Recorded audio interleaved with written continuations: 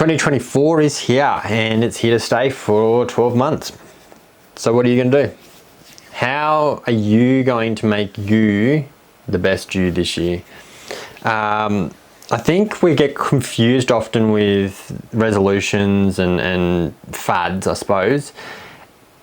And really it's just a matter of determining what you're going to allow in your life in 2024 and what you're not going to allow in your life in 2024. That can be friends and social circles, that can be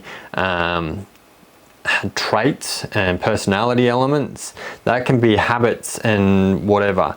And yes, people mix them all up and they call them resolutions. They go, I'm going to get fit this year, I'm going to do this, I'm going to do that. That's all well and good. But who's holding you to that? And who's the other end of that agreement with? And it's so easy for us often to go, I'm not going to do this anymore. And then we just fall back into the ruts and the groove and nothing changes. And then we get cranky and then we get frustrated and then we are back in that place again. I'm not going to do this anymore, and then nothing changes.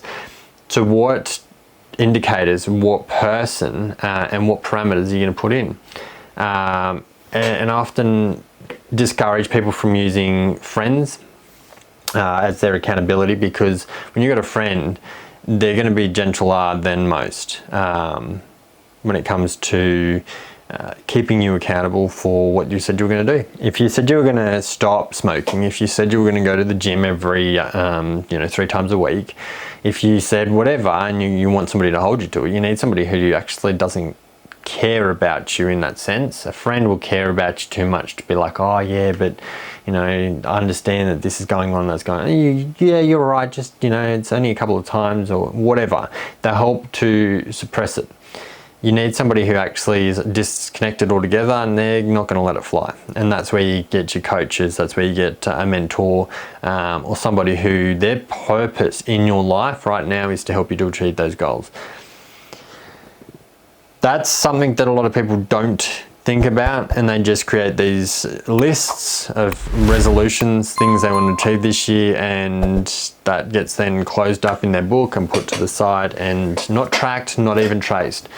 Nobody is immune from a life coach. I have heard your Tony Robbins, all those people, they've actually got life coaches. They've got people who hold them accountable for certain things. There's people there asking them those questions and pushing them to be the better them.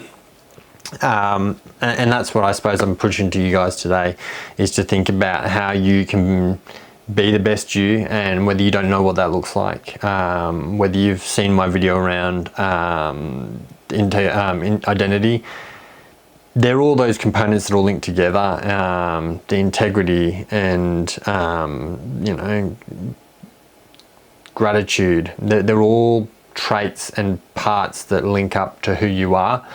And when you can then sit with somebody, a coach or a mentor or somebody, and generally I would suggest somebody who's trained as such in that, rather than just somebody random at work or whatnot. Because they're not necessarily going to help you to achieve the outcome you're seeking. But to navigate and work out what it is that you need to do to be the best you and how you can achieve it. If you don't know what that looks like, they can help you to map that out. But yeah, 2024, I know a lot of people had a really shocking 2023 and are looking forward to this year. But the question is, what is it about this year that you're looking forward to? And I think that's where a lot of people gets caught, is in the pattern of failed New Year's resolutions. And I think that's the stigma that people kind of chuckle with, the fact that it's like, oh yeah, my New Year's resolution is to become rich. How are you going to achieve it? Well, I don't know. Just hoping that the universe will just magically give me money. Like, it's not going to happen. And to working out how you're going to be the best you, map it, get somebody to hold you to it, and have a path, have metrics you can work to. If it is that you're wanting to lose weight, how are you going to lose weight? You can't just go and lose weight this year.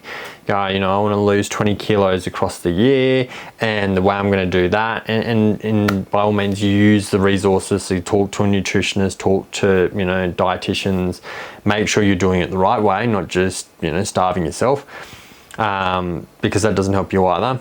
But yeah, make sure that everything's finely tuned and you have a success plan there, and then get somebody to go, I'm going to make sure that you stick to it.